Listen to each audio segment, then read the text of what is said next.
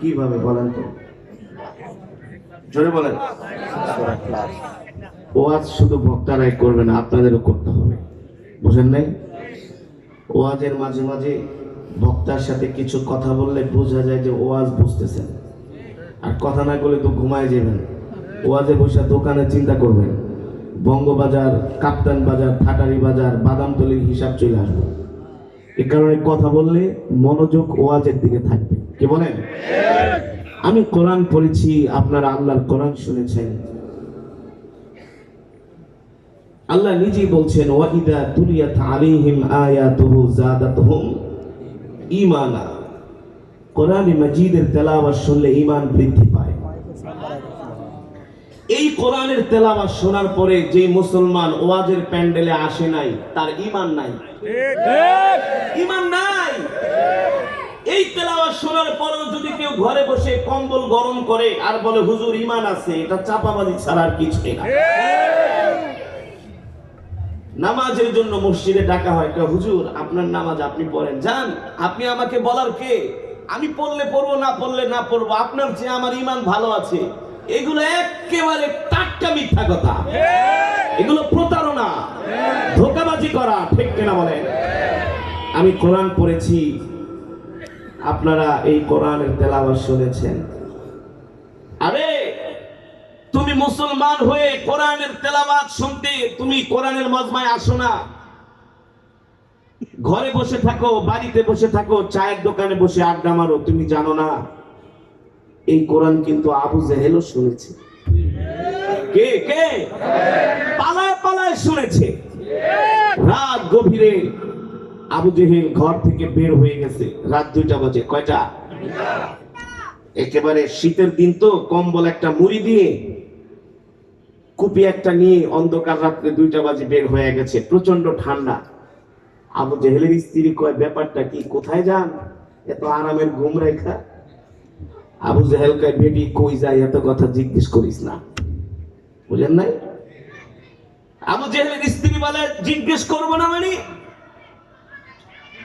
রাত্রবেলা আপনি আমার সাথে ঘুমাবেন। এবার সাউন্ড ঠিক করে, তোমার ঠাস ঠাস করে কে?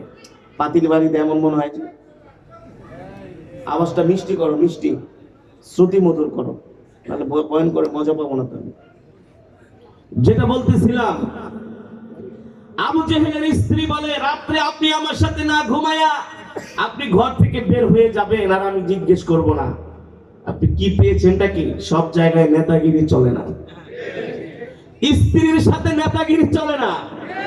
সব জায়গায় গরম দেখা স্ত্রীর সাথে চলে না। ঘর থেকে ধমক খায়া আয়েশা মসজিদের ইমাম সাহেবের সাথে গরম দেখায়, মুয়াজ্জিন সাহেবের সাথে গরম দেখায়, খাদেমের সাথে গরম দেখায়, পারলে ঘরওয়ালির সাথে গরম দেখায়, একেবারে হাড্ডি ভেঙে ফেলাইব। আবু জেহেলের স্ত্রী বলে, রাত গভীরে কোথায় যান? এই প্রশ্নের জবাব আমাকে আপনাকে অবশ্যই দিতে হবে। আবু জেহেল বলে, স্ত্রী এই রাত গভীরে কোথায় যায়? সব প্রশ্নের উত্তর চাইলেই দেওয়া যায় না, সব উত্তর চাইলেই পাওয়া যায় না। আমি যদিও চাই তোমার কাছে তোমার প্রশ্নের উত্তর দিব, আমি চাইলেই তো তোমার কাছে আমি প্রশ্নের উত্তরটা দিতে পারছি না, এটা আমার প্রেস্টিজে লাগবে। আবু জেহেলের স্ত্রী বলে, ও আবু জেহেল আপনি কোথায় যান? কেউ না জানলেও আমি জানি, কারণ আপনার সাথে আমি আজকে 30 বছরের সংসার করি। আপনার রগ রেশ কোনটা কোন দিকে আমি ভালো জানি। আবু জেহেল তার স্ত্রীর হাত ধরে বলে, ও প্রিয়তম স্ত্রী, আমি কোথায় যাই তুমি যদি ভালো করেই জানো, এই কথা যেন তোমার আমার মধ্যে সীমাবদ্ধ থাকে। মক্কার তৃতীয় জন যদি যাতে না জানে, আর মক্কার তৃতীয় ব্যক্তি যদি এই কথা জেনে ফেলে, তাহলে আমি আবু জেহেলের নেতাগিরি, লিডারগিরি থাকবে না। আবু জেহেলের স্ত্রী বলে, আমি জানি যে মুহাম্মদ সাল্লাল্লাহু আলাইহি সাল্লামের বিরোধিতা করেন, দ্বীনের আলোতে বিরোধিতা করেন, সেই মুহাম্মদ সাল্লাল্লাহু আলাইহি সাল্লামের কোরআন তেলাওয়াত শোনার জন্য আপনি রাত্রেবেলা ঘর থেকে বের হয়ে যান, আমি তো জানি। আল্লাহু আকবার, জোরে বলেন আল্লাহু আকবার। ও যুবক, ও মুসলমান, আবু জেহেল পর্যন্ত রাত্রবেলা লুকিয়ে লুকিয়ে রহমাতুল লিল আলামিনের কোরআনের তেলাওয়াত শুনেছে। আজকে আমরা মুসলমান হইয়াও সেই কোরআনের মজমায় আসি না, ঠিক কিনা বলে? চোখ দুটি বন্ধ হয়ে গেলে বুঝতে পারবা এই দুনিয়া মুসলমানের চিরদিনের থাকার জায়গা নয়। একজন মুসলমানের চিরদিনের জায়গা হচ্ছে জান্নাত। কোথায়? আসসিজনুল মুমিনি ওয়া জান্নাতুল কাফির। এই দুনিয়াটা একজন মুমিনের জন্য হচ্ছে জেলখানা। এই দুনিয়াটা একজন মুমিনের জন্য জেলখানা, আর একজন কাফেরের জন্য জান্নাত, ঠিক কিনা বলেন? মুমিনের জন্য জেলখানা কিভাবে? এই দুনিয়ার জমিনে মুমিন চাইলেই মন চাহে জিন্দেগি করতে পারবে না, মন চাইলেই জিন্দেগি করতে পারবে না। তুমি যদি এই কথা মনে করো ইসলামটা আমি আমার মন মতো মানবো, না না না, ইসলাম ধর্ম মন মতো মানার ধর্ম নয়। ইসলাম ধর্ম তুমি চাইলেই মন মতো মানতে পারবা না। যেখানে ফজরের নামাজ ফরজ 2 রাকাত, তুমি যদি বলো ফজরের নামাজের এত মর্যাদা, এত গুরুত্ব, আমি 3 রাকাত পড়লাম, হবে? হবে না। ইশারের নামাজ 4 রাকাত, তুমি চাইলেই 5 রাকাত পড়তে পারবে না। একটা রুটিন আছে, আছে কি আছে না? একটা গাইডলাইন আছে, গাইড বুক আছে। এই গাইডলাইন, গাইড বুক অনুযায়ী ইসলাম ধর্মটাকে মানতে হবে। আর সেই গাইডলাইন, গাইড বুকের নাম হচ্ছে গোটা 30 পারা কোরআন।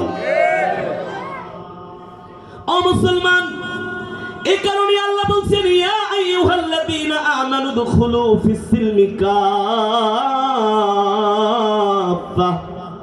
ওয়ালা তাত্তাবিউ খুতুওয়াতিশ শাইতান। আল্লাহ বলছেন ও দুনিয়ার মানুষ, ঈমানদারেরা, তোমরা পরিপূর্ণভাবে ইসলামের মধ্যে প্রবেশ করো। ইসলাম অর্ধেক মানবা, অর্ধেক মানবা না। নামাজও পড়বা, হিন্দি সিনেমাও দেখবা, নামাজও পড়বা, চুরিও করবা, নামাজও পড়বা, ঘুষও খাইবা, এমন ইসলাম আল্লাহ অ্যাকসেপ্ট করবে না। ইসলাম মানলে পরিপূর্ণ মানতে হবে, ঠিক কিনা বলেন? আপনি যখন বিবাহ করতে গেছেন, কনের বাবা কনের হাত আপনার হাতে উঠায় দিয়া বলে, জামাই বাবাজি আমার মেয়েটাকে ভাত কাপড় দিয়েন। বিয়ের সময় কি বলে? ভাত কাপড় দিয়েন। মেয়েটাকে দেখা রাখেন, বিয়ে করে নিয়ে আসছেন। 2 মাস যাওয়ার পরে স্ত্রী বলে আমাকে স্বর্ণের একটা দামি মোটা চেন কিনে দিতে হবে। কি? স্বামী বলে তুমি এটা নোট করে রাখো, একবারে সব হিসাব দিবা কি কি লাগবে। কিছুদিন পরে বলে আমাকে দামি 2টা শাড়ি কিনে দিতে হবে। কিছুদিন পরে বলে আমাকে দামি একটা গাড়ি কিনে দিতে হবে। কিছুদিন পরে বলে আমার অনেক কিছু জামা কাপড় লাগবে। কিছুদিন পরে বলে আপনি ইন্ডিয়ায় যাচ্ছেন, আমার জন্য 20,000 টাকার কসমেটিক্স। আপনি লিস্টটা ধরে বলেন তুমি আমার কাছে যে দাবিগুলো করছো এগুলো অযৌক্তিক, অবান্তর। এই দাবিগুলো আমার কাছে তো করা তোমার যুক্তিসঙ্গত নয়। তুমি এতগুলো জিনিস আমার কাছে দাবি করতেছো, কারণটা কি? স্ত্রী বলবে দাবি কেন করব না, আপনার শরীর তো একেবারে রাগে ফেটে যাচ্ছে, কেন করবা? তার জবাবও কিন্তু আপনার কাছে আছে না? কি জবাব? কোন তো কি জবাব? ওনা জানেন না। ওই যে বিবাহের সময় শ্বশুর বলে দিছে জামাই কন্যাটা আপনার হাতে উঠায় দিলাম, ভাত কাপড় দিয়েন। ভাত কাপড় মানে কি খাওয়াবে না, পরনের 2টা কাপড় কিনা দিবেন, এতেই তো এনাফ নাকি? বছরে 2-4টা কাপড় দিলে তো একজন মেয়ের, একজন মা, একজন বোনের চলে যায়, তাই না?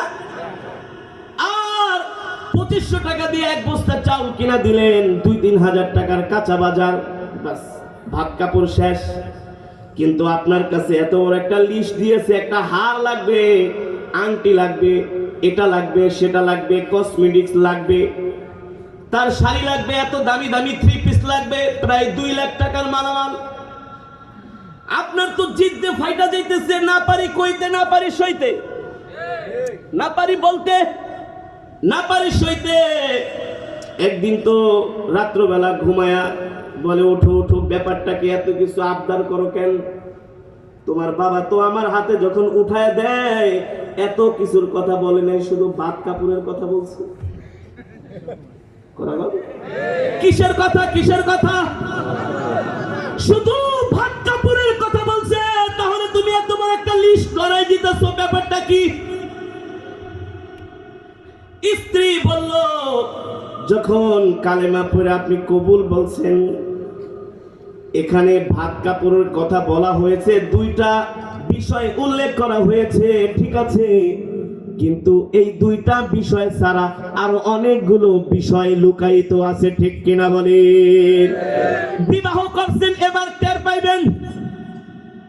স্বর্ণের হারও কিনে দিতে হবে, শাড়িও কিনে দিতে হবে, 3 পিসও কিনে দিতে হবে। যদি না দেন, শ্রীনগর থানায় যে মামলা করব যে আমার স্বামী আমার ভরণ পোষণ, ভরণ পোষণের মধ্যে কিন্তু সব চলে আসছে। আসছে কি আসছে না? জামাই থাকে সিঙ্গাপুর, মাসে মাসে 30,000 টাকা করে ভাবির অ্যাকাউন্টে পাঠায়। মাস শেষে ফোন দেয়, কি অবস্থা? কয় সফান সফা সব শেষ। সিঙ্গাপুরে টাকা কামায়, কত কষ্ট যে কামায়। আরে 30,000 টাকা দিলাম, এদিক দিয়ে আবার ফাপড় মারে, 30,000 টাকায় কি হয়? পাশের বাড়ির ভাবি তো মাসে 50,000 টাকার শপিং করে, বলে কে বলে না? বিদেশ থেকে ফোন করে বলে, বিয়ে করার সময় তো এই শর্তগুলো ছিল না। কয় গোলাম, এত শর্ত বাংলাদেশে আয় জেলের ভাত খাওয়াবো, বলে কে বলে না? বাস্তবতার সাথে মিল আছে কি আছে না? জোরে বলেন, আছে কি আছে না? বর্তমানে আমাদের মা বোন এক একজনের স্বর্ণ থাকে ঘরের মধ্যে 20 থেকে 30 ভরি। কয় ভরি? যাকাত ঠিক মতো দেয় না।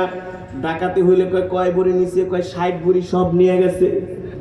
আর যাকাত দেওয়ার সময় 5 ভরি, 10 ভরি, 50 ভরি লুকায়িত, ঠিক কিনা বলেন?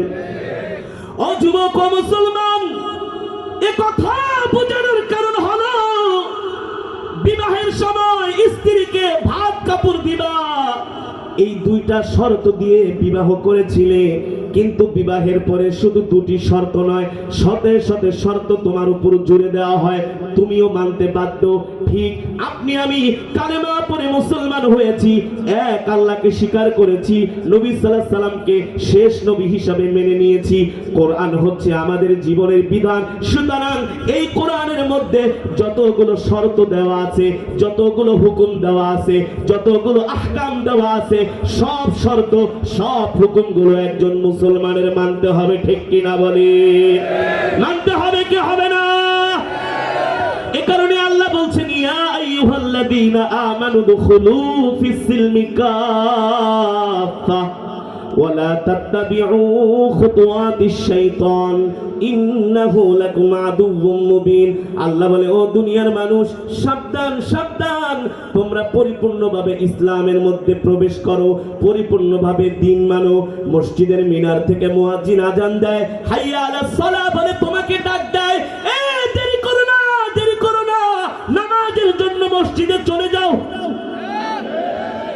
মুয়াজ্জিন ডাকতেছে, হাইয়া আলাল ফালাহ, কল্যাণের দিকে আসো, দোকানের শাটারটা বন্ধ করে দাও, হিসাব নিকাশ ক্লোজ করে দাও, আল্লাহর প্রেমে পাগল হয়ে মসজিদে দৌড়ায়া চলে যাও, ঠিক কিনা বলেন? ব্যবসার ভিতরে মাপে কম দিও না। 2 নাম্বার জিনিস, মানুষকে মিথ্যা কথা বলে ধরায় দিও না। যদি ধরায় দাও, তুমি মুমিন না, তুমি 6 নাম্বার মুসলমান, ঠিক কিনা বলেন? যদি 1 নাম্বার মুসলমান হতে হয়, আল্লাহ বলছেন, ইয়া আইয়ুহাল্লাযীনা আমানু দুখুলু ফিস সিলমি কাফা ওয়া লা তাত্তাবিউ খুতুওয়াতিশ শাইতান। ও যুবক, তুমি যদি পরিপূর্ণ মুমিন মুসলমান না হও, এই দুনিয়ার জমিনে কেউ চিরদিন বেঁচে থাকবে না। বেঁচে থাকবে?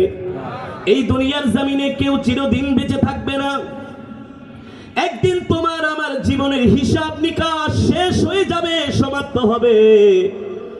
যে কোনো সময়ে আল্লাহ তাআলা আজরাইলকে নির্দেশ দিবে, ও আজরাইল যাও যাও যাও আমার বান্দার জান কবজ করে নিয়ে আসো। ঠিক কিনা বলেন? এই দুনিয়ার জমিনে কেউ বেঁচে নাই, আমরাও বাঁচতে। আল্লাহ কোরআনের মধ্যে বলছেন, কুল ইন্নাল মাউতাল্লাযী তাফিরুনা মিনহু ফাইন্নাহু মুলাকীকুম সুম্মা তুরাদ্দুনা ইলা আলিমিল গায়বি ওয়াশ শাহাদা। আল্লাহ বলছে, ও নবী দুনিয়ার মানুষদেরকে বলে দেন, দুনিয়ার মানুষ মৃত্যু থেকে বাঁচার জন্য যতই কৌশল করুক না কেন, পলায়ন করুক না কেন, দুনিয়ার কোনো মানুষ মৃত্যু থেকে বাঁচতে পারবে না। এই মৃত্যুর সাথে প্রত্যেকটা মানুষকেই মোলাকাত করতে হবে। হবে কি হবে না? শতে শতে টাকার বাড়ি, কোটি টাকার গাড়ি, লক্ষ টাকার স্বর্ণ, দামি দামি শাড়ি, একদিন সব কিছু ছেড়ে আমাদের কবরে চলে যেতে হবে। যেতে হবে কি হবে না? আল্লাহ কোরআনে বলছেন, ওয়াজাআত সাকরাতুল মাউতি বিল হক যালিকা মা কুনতা মিনহু তাহিদ। মৃত্যু অবশ্যই তোমাদের পাকড়াও করবে, অবশ্যই মৃত্যু তোমাদেরকে আক্রান্ত করবে, অবশ্যই মৃত্যুর থাবা থেকে তোমরা বাঁচতে পারবে না। মৃত্যু তোমাদেরকে ঘিরে ধরবেই ধরবে। ও যুবক, একবার চিন্তা করো, কোটি কোটি টাকা কামাইলা, বিশাল ইন্ডাস্ট্রি দিলা, সুন্দর করে নিজের অফিসটা ডেকোরেশন করছো মনের মতো করে, প্রতিদিন কোটি কোটি টাকার চেক সাইন করো, কোটি কোটি টাকার চেক। অফিসে বসে আছো, ম্যানেজার এসে বললেন, স্যার আজকে 10 কোটি টাকার চেক সাইন করে দেন।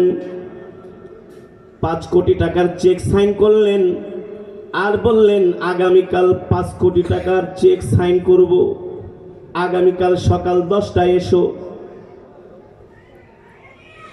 এটা বানানো ঘটনা না রে বাবা, আমার নিজের চোখে দেখা। ঢাকার শহরের আমজাদ মেটালের মালিক জাবেদ ভাই, রহিম মেটাল মসজিদের জয়েন্ট সেক্রেটারি, তেজগাঁও, কোন জায়গা? তেজগাঁও নাখালপাড়া একটা মসজিদ আছে রহিম মেটাল, যেখানে আমি তারাবি পড়িয়েছিলাম। এই মসজিদের জয়েন্ট সেক্রেটারি আমজাদ ভাই নিজের চোখে দেখা, আগে নামাজ কালাম পড়তো না, ওলামায়ে কেরামের সোহবতে থাকার কারণে নামাজ ধরেছে। এই মুখের মধ্যে দাড়ি ছিল না, ওলামায়ে কেরামের সোহবতে আসার পরে দাড়ি রেখেছে, 5 ওয়াক্ত নামাজ জামাতের সাথে পড়ে। একদিন দাড়ি রেখে আমার সামনে এসে বলে, হাফেজ সাহেব আমার চেহারার দিকে একটু তাকায় দেখেন তো এখন আমাকে কেমন লাগে। আমি বলি, জাবেদ ভাই আপনার চেহারার দিকে আমার তাকানোর দরকার নাই, ভাবিকে যা বলেন আপনাকে দেখতে কেমন লাগে। বলে, ভাই আমার স্ত্রী বলে দাড়ি রাখার পরে আগের চাইতে নাকি আমাকে এখন আরো জোয়ান লাগে। এমন নামাজ ধরছে, এমন ইবাদত, 20 রাকাত তারাবি মসজিদে এসে পড়তো, তাহাজ্জুদের নামাজ ছাড়তো না। আল্লাহু আকবার। ও যুবক, রাত 8টা বাজে অফিস থেকে বের হয়ে গেছে, এত সুন্দর অফিস ডেকোরেশন, কোটি টাকার দামি গাড়ি, অফিস থেকে বের হচ্ছে, দারোয়ানকে বলে অফিসের গেটটা লাগায় দাও, সবকিছু ঠিকঠাক যেন থাকে, সকালবেলা এসে অফিস করব। অফিস থেকে বের হয়ে গেল, নিচে ড্রাইভার গাড়ি নিয়ে অপেক্ষা করছে, গাড়িতে উঠবে। অফিসের কর্মচারীদেরকে বলে সকালে তাড়াতাড়ি করে অফিস চলে এসো, আমিও তাড়াতাড়ি চলে আসব। কিন্তু এই আল্লাহর বান্দা জানে না আজকে রাত 8টার পরে আর কোনোদিন এই অফিসে তার আর আসা হবে না।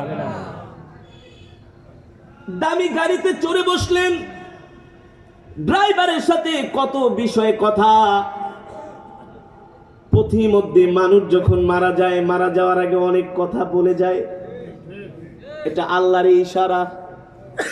এমন কিছু কথা তার জবান থেকে বের হয়, মানুষ অবাক হয়ে যায়, সে এই কথা কেন বলছে। মৃত্যুর মাত্র 4 ঘন্টা আগে এক হালি কলা কিনে রাস্তায় দাঁড়ায় দাঁড়ায় 2টা খেয়েছে, আর ড্রাইভারকে বলে তুই একটা খাবি? কয় না স্যার। কয় ঠিক আছে, 2টা বাসায় নিয়ে যাইস। খুব কলা খেতে ইচ্ছে করছিল, গাড়িতে চড়ে বসলেন, বাসায় আসলেন, ড্রাইভারকে বলেন সকালে 8টার মধ্যে চলে আসবা, 8টায় অফিসে যাব। রাত্রবেলা ঘরে গেলেন, স্ত্রীর সাথে কত কথা। ছোট বাচ্চা বলে আব্বু আমাকে একটা সাইকেল কিনে দিতে হবে। বলে বাবা তোমাকে কালকে দুপুরে সাইকেল কিনে দিব। আব্বু নিয়ে যাবা? বলে হ্যাঁ ওয়াদা দিলাম নিয়ে যাব। বাবা তুমি ঘুমাও, সকালে উঠে মাদ্রাসায় যাবা। এই কথা বলে ছোট বাচ্চাকে ঘুম পাড়ালেন, তিনিও ঘুমিয়ে গেলেন। রাত 3টা পর্যন্ত স্ত্রীর সাথে অনেক বিষয় আলাপ। এত ডিপলি কথাবার্তা কোনোদিন তার স্ত্রীর সাথে বলে না।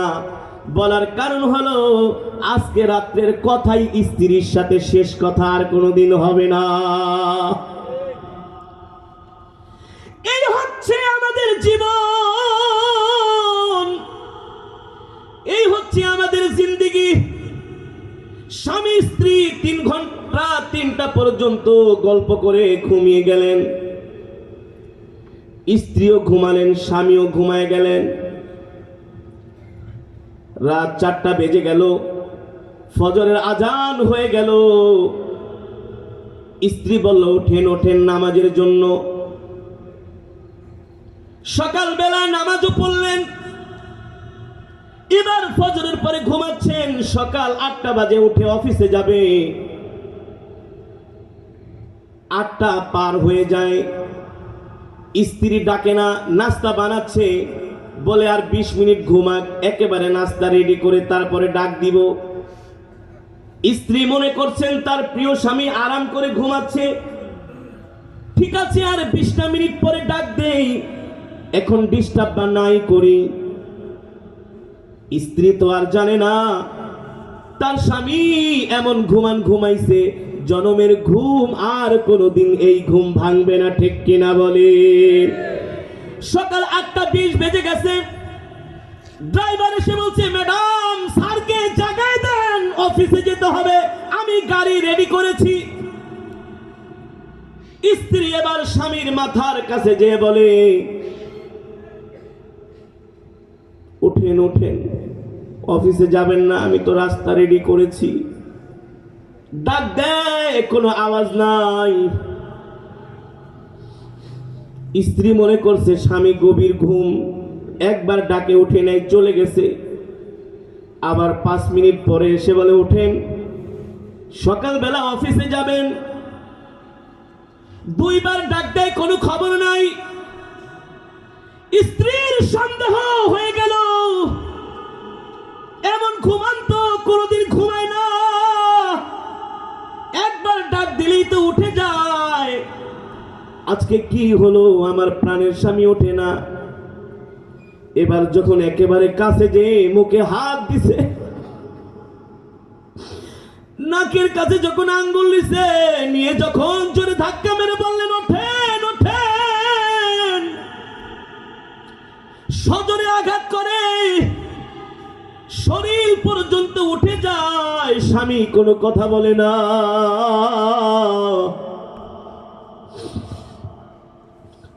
স্ত্রী চিৎকার করে দিয়ে বলে আপনি কেন কথা বলেন না? ফজরের সময় তো আমার সাথে আপনি কথা বললেন, কেন চুপ করে আছেন? স্ত্রীর আর বুঝতে বাকি রইল না, তার প্রাণের স্বামী এই পৃথিবীর জমিনে আর নাই, আল্লাহর ডাকে সাড়া দিয়ে চলে গিয়েছে, ঠিক কিনা বলে। লাশটা ড্রয়িং রুমে আনা হলো, কানের নাকের ভিতরে তুলো, কানের ভিতরে তুলো।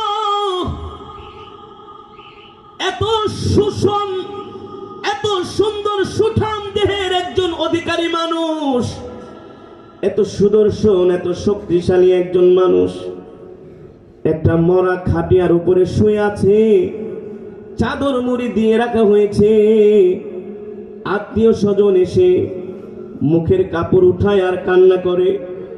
ওইদিকে স্ত্রী ঘরের মধ্যে ছটফট করে আর বলে, প্রিয় স্বামী, আপনি এমন করে ফাঁকি দিয়ে আমাকে ছেড়ে চলে যাবেন কোনোদিন ভাবি নাই। আপনার সাথে তো আমার আরো অনেক কথা বলা বাকি রয়ে গেছে।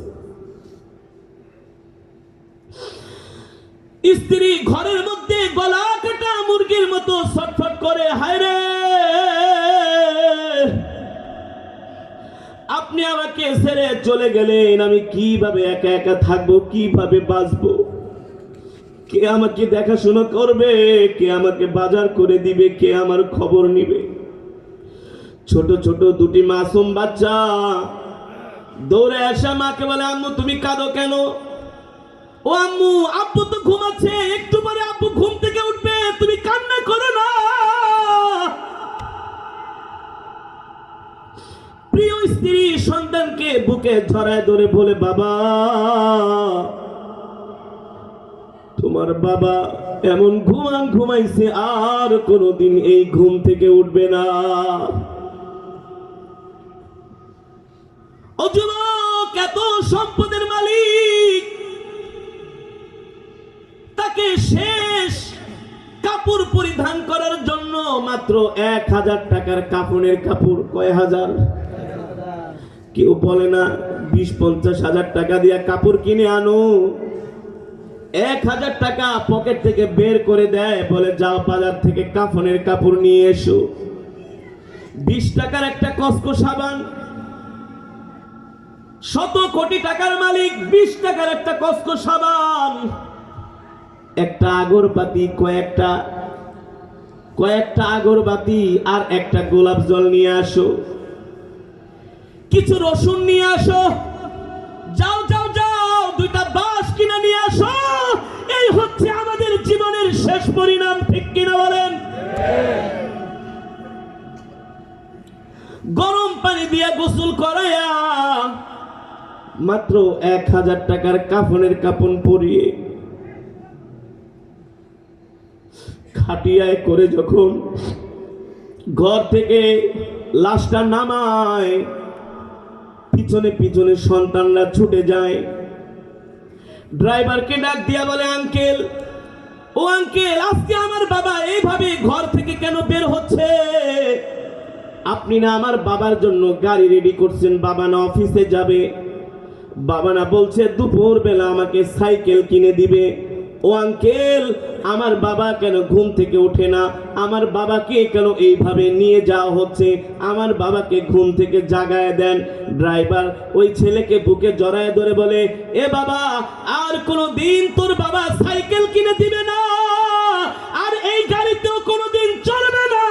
তোর বাবা এমন একটা গাড়িতে চলছে, এই গাড়ি হচ্ছে একজন মানুষের জীবনের শেষ গাড়িতে চড়া। ও মুসলমান, এই হচ্ছে আমাদের জীবনের শেষ পরিণাম। এ কারণেই তো আল্লাহ বলছেন, কুল্লু নাফসিন যায়িকাতুল মাউত, প্রত্যেক প্রাণীকে মৃত্যুর স্বাদ গ্রহণ করতে হবে। যখন কবরে ঢুকানো হলো, আত্মীয় স্বজন 2 জন কবরে নেমে গেল, লাশটাকে ধরে কবরের মধ্যে রাখা হলো, উপর দিয়ে বাঁশের চাটাই বিছিয়ে দেওয়া হলো, আর মুখ হাতের ভিতরে মাটি নিয়ে আত্মীয় স্বজন বলছেন, মিনহা খলাকনাকুম ওয়া ফিহা নুঈদুকুম ওয়া মিনহা নুখরিজুকুম তারাতান উখরা। ঠিক কিনা বলেন? আল্লাহ বলে, হে দুনিয়ার মানুষ, তোকে আমি মাটি দিয়ে বানাইছি, মাটি থেকে সৃষ্টি করেছি, আর এই মাটি হচ্ছে তোর শেষ পরিণাম। ও বাবা, আপনাকে আমাকে কবরে শোয়ায় দেওয়া হবে। এবার তো কবরের পালা। কবর এমন এক ঘর যেখানে নাই কোনো বাতি, নাই কোনো সাথী। এ আমিরুল মুমিনিন, খলিফাতুল মুসলিমিন হযরত ওমর রাদিয়াল্লাহু তাআলা আনহু যখন কোন মৃত ব্যক্তিকে দাফন করার জন্য কবরের দিকে নিয়ে যাওয়া হতো, হযরত ওমর কবর দেখে এত বেশি ক্রন্দন করতেন, এত বেশি কান্না করতেন, আর বলতেন, হায় রে কবর, তুই এমন এক ঘর যেখানে নাই কোনো বাতি, নাই কোনো সাথী। একজন মুমিনের জন্য কবর হচ্ছে প্রথম ঘাঁটি। এই কবরে যদি কেউ ধরা পড়ে যায়, এই কবরে যদি কেউ ধরা খেয়ে যায়, তার আর কোনো উপায় নাই। কি নাই? উপায় নাই। কিন্তু আল্লাহর নবী বলেন, ইদা উদিআল মাইয়িতু ফি কবরিহি জাআল কুরআনু ইনদা রাসিহি। নবীজি বলেন, হ্যাঁ, তাদের জন্য সুসংবাদ, তাদের জন্য খুশির খবর, যারা এই দুনিয়ার জমিনে আল্লাহর কোরআনকে মহব্বত করবে, আল্লাহর কোরআনকে ভালোবাসবে। ওই মহব্বত, কোরআনের মহব্বতকারী যদি ইন্তেকাল করে, তাকে যখন কবরের মধ্যে শোয়ানো হবে, ওই কবরের মধ্যে আল্লাহর কোরআন যে ওই কবরটাকে আলোকিত করবে। আর আসতে বলেন সুবহানাল্লাহ। ওই কবরে কোনো সাথী যাবে না, কোনো বন্ধু যাবে না, আত্মীয় স্বজন যাবে না, যাওয়ার কোনো সুযোগ নাই। একমাত্র আল্লাহর কোরআন হবে আপনার আমার কবরের সবচাইতে বড় সঙ্গী। আল্লাহু আকবার। দুনিয়ার জমিনে তুমি কোরআনের বিরুদ্ধে কথা বলেছো, কোরআন তোমার কবরের সাথী হবে না। কসম খোদার, কোরআন তোমার কবরের সাথী হবে না, সঙ্গী হবে না। আপনাদের মতো যারা আল্লাহওয়ালা মানুষ, যারা আল্লাহর কোরআনকে ভালোবাসে, আপনারা আল্লাহর কোরআনের জন্য এখানে বসে আছেন। কাউকে কোনো তোবারক দেওয়া হবে না, বিরিয়ানির পোটলা দেওয়া হবে না। একমাত্র কোরআনের মহব্বতে এসেছেন, ঠিক কিনা বলেন? বিশ্বনবী আপনাদের জন্য সুসংবাদ দিয়েছেন। আর যারা কোরআনের তেলাওয়াত শোনার পরেও ঘরে বসে আছে, চায়ের দোকানে বসে চা খায়, ঘরে বসে টেলিভিশন দেখে, খোদার কসম করে বলি, হাসরের মাঠে তাদেরকে কোরআন সুপারিশ করবে না, শাফায়াত করবে না, তাদের কবরে কোরআন আলো দিবে না। ইদা উদিআল মাইয়িতু ফি কবরিহি জাআল কুরআনু ইনদা রাসিহি। যখন এই মাইয়িতকে কবরের মধ্যে শোয়ানো হবে, কবর এমন এক ঘর, অন্ধকার ঘর। যখন মাইয়িতকে শোয়া আত্মীয় স্বজন চলে আসবে, মৃত ব্যক্তি ভয়ে থরথর করে কাঁপবে। দুনিয়ার জমিনে যতদিন ছিল, তার আত্মীয় স্বজন, সাথী, সঙ্গী পাশে ছিল। কবরে কেউ নাই, ভয় লাগে কি লাগে না? হাদিস শরীফের ভিতরে এসেছে, একজন মানুষকে কবরে রাখার পরে সে নিজেকে যতটা নিঃসঙ্গ, অসহায় মনে করে, পৃথিবীতে কত কোনো মানুষ নিজেকে এতটা নিঃসঙ্গ, অসহায় মনে, ভীত সন্ত্রস্ত হয়ে পড়বে কবরের মধ্যে। এই অবস্থায় আল্লাহর কোরআন যায় তার মাথার সামনে দাঁড়ায় যাবে, কবরটা আলোকিত হয়ে যাবে। আল্লাহু আকবার। জোরে বলেন আল্লাহু আকবার। একটু পরে মুনকার নাকির ফেরেশতারা আসবে সওয়াল করার জন্য। কি করার জন্য?